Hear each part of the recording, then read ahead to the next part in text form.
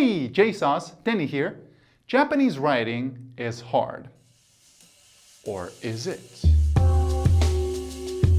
Yes it is. But could you still read Japanese if you only knew around 1,500 kanji? We as Japanese learners are often told that to be able to read Japanese, you have to know around 2,000 or even 2,500 kanji. But is that really true? Well, the answer to that question is yes. Of course. The Joyo Kanji list from 2010, which is a list of kanji that all Japanese people are expected to know by the end of high school, consisted of 2,136 kanji. And even the older list from 1981 had 1,945 kanji. And both of these figures are well over 1,500. And again, these are the kanji that all educated Japanese people are expected to know, and Japanese official documents have to rely on this list.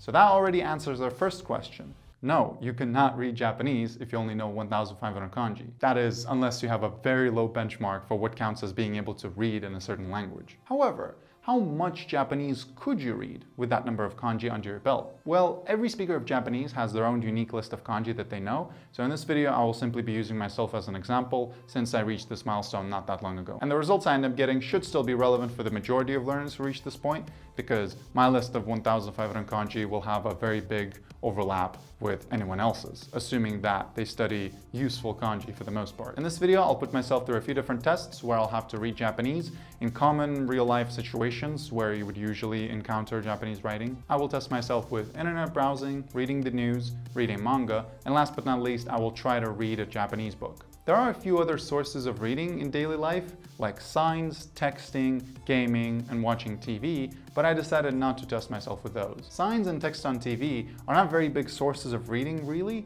and those will be covered by the vocab I encounter in my other tests anyways. And texting is very dependent on the person you are messaging and how high they perceive your level of Japanese to be, so there wouldn't be much of a point for me to test myself on that because it would not be very relevant for most people watching this. And as for gaming, it should definitely be covered by the vocab I find in manga and some other sources. As a metric, I will show the percentage of new kanji I encounter in each test, and this means that I'll need to know at least one meaning and at least one reading. So just knowing the meaning, like with the RTK method for example, would not be enough in this context. The idea is to be able to look up the kanji in a dictionary even if you don't know the word it is a part of, and this is done easily if you know any word that contains the kanji. And there will be many words that I do not know as well, but this video is about kanji specifically. The thing is that if you don't know the kanji and you don't have the option to copy it, for example, if you're reading a physical text, then you would have to use a handwriting recognition tool like the one included in Google Translate, and this can be very tedious and it can break your reading flow. Also, sometimes people need to look up new words in their native languages anyways,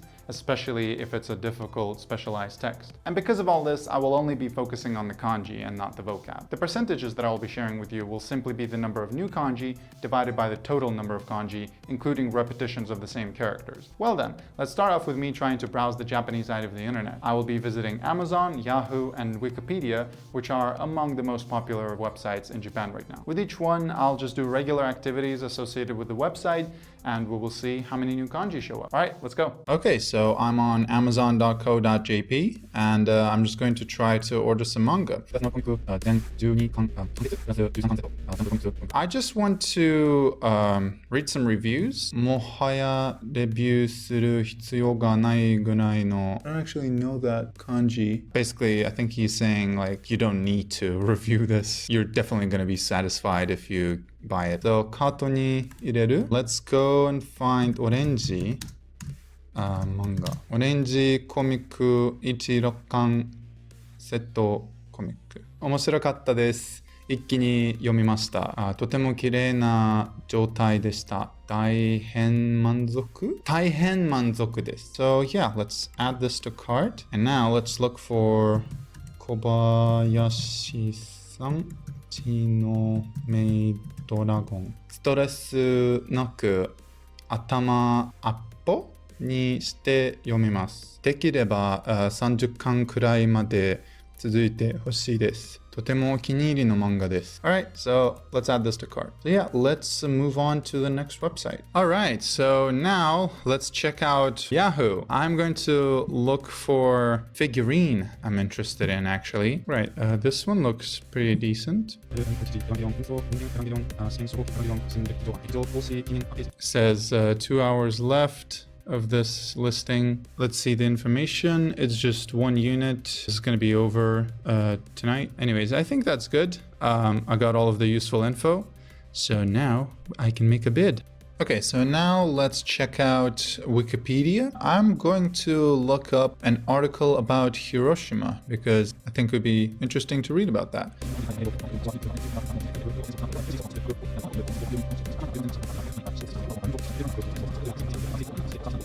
I think that was actually pretty good. I honestly did better than I expected to do. I was always kind of intimidated by Wikipedia. I mean Japanese Wikipedia, but I guess I'm actually capable of reading most of at least the introductory article. Okay, so now let's look at the results. On Amazon, I encountered 117 kanji, including repetitions, and only 3 of them were new to me, which gives a percentage of 2.6%, which is honestly lower than I expected. On Wikipedia, I actually ended up reading the introduction to the article about the bombing of Nagasaki as well, and in the end, across both articles, there were 335 kanji in total, and 4 of them were new to me, which gives us a percentage of 1.2%. This one actually surprised me a lot because I expected Wikipedia to be very difficult to read, but when I ran the both full articles through my program, which checks new kanji based on my Anki deck, it turned out that there were 888 new kanji out of 18,164.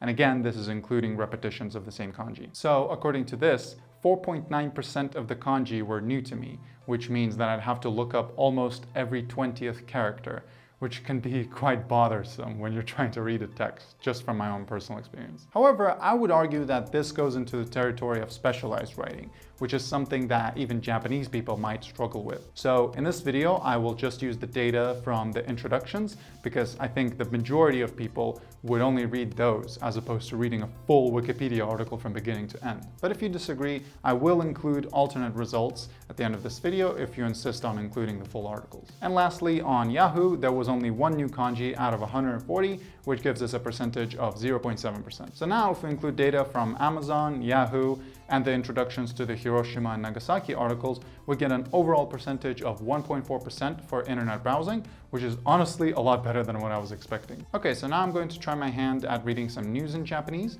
I'll be going to the NHK website, which is among the most popular news sources in Japan right now, and I'm going to try to read a couple articles from start to finish. The results for this will probably be a lot worse because just based on some anecdotal evidence, it seems that the language used in the news can be difficult to understand even for native speakers. I'll be making my calculations based on the text from the title of the article and the article itself. So let's see how many new kanji I encounter. All right, so I ended up choosing this article.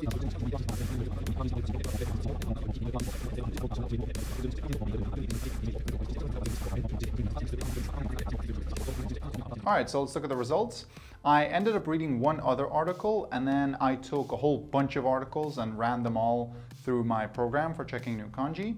And in the end, we had about 20 articles, and there were 269 new kanji out of 5,861. And that resulted in 4.6% of the kanji being new to me, which is pretty bad. You could argue that this goes into the territory of specialized texts as well, but I will include these results because there are many Japanese people who do read the news in their daily lives. I would imagine that it would be a lot more common for somebody to read a whole news article than an entire Wikipedia page. According to these results, I'd have to look up about 1 in 22 kanji, which is again quite distracting when you're trying to read a text. All right, so now let's move on to reading manga. I'll be reading a few pages from 3 different manga series: Orange, Miss Kobayashi's Dragon Maid, and Death Note, going in ascending order of difficulty. I'm not expecting to do very well with the latter 2 because I have read them a bit and they were quite difficult and I had to look up new words in a dictionary a lot. In any case, let's see how it goes. Okay, so now it's time to try the most difficult manga that I own, which is Death Note. I remember when I bought this, what was it, like 2 years ago at this point, maybe? I found it so difficult back then.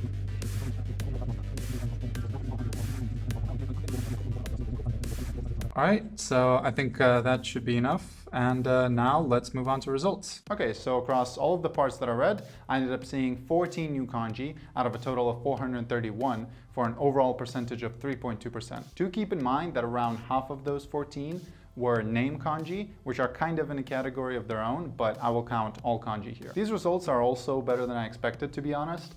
I imagine that the percentage would go up if we got a bigger sample size, but I don't think it would be a big difference. You could certainly find very difficult manga with a lot of rare kanji, but I think that the ones that I chose will cover the difficulty levels of most manga out there. Now into my final test, which is reading a Japanese book, where I will read a few pages from Haruki Murakami's book, The Wind-Up Bird Chronicle. I'm not too sure what to expect with this test because I've read some parts of this book which were quite easy to understand and some that were a lot harder. It's usually the dialogue sections that are a lot easier to read than the rest. But anyways, let's just see what results we end up getting. Okay, so let's try to read a little bit of this. I've already read about 40-50 pages, but we're just gonna go from the beginning. I've not studied any new kanji since I read up to that point, so this is not really gonna change the results anyways.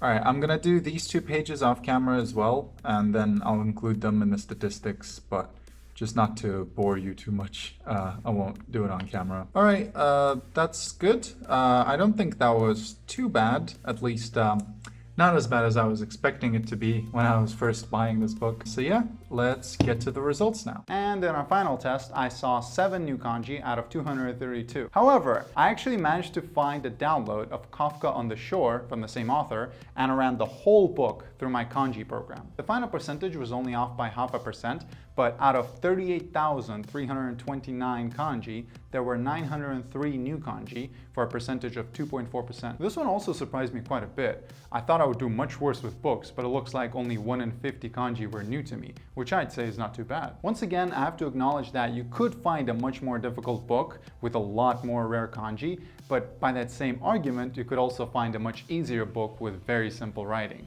And I think Murakami's books lie somewhere in the middle. So this should be a good representation of Japanese literature. So how much was I able to read in the end? I did a final calculation where I included roughly the same sample size from each test, and my final result was 2.5%. And if you would like to include the full Wikipedia articles like I mentioned before, the final result would be 3.1%. Also, the unweighted result, where I just took all of the new kanji and divided them by all of the kanji from every text, was 3.3%. Regardless of which result you want to include, I honestly think that these results are not that bad. I actually went into this video with the agenda that no, 1,500 kanji is not enough to read Japanese, but if I have to look up only around 1 in 40 kanji on average when reading most texts I would encounter in daily life, I think it's quite promising. I was expecting a result of around 5% overall, but the results of my tests say otherwise. And no, I am not saying that 1,500 kanji is enough to read Japanese. Based on things I've heard and researched, you'd have to know at least 2,000 kanji to be able to read comfortably,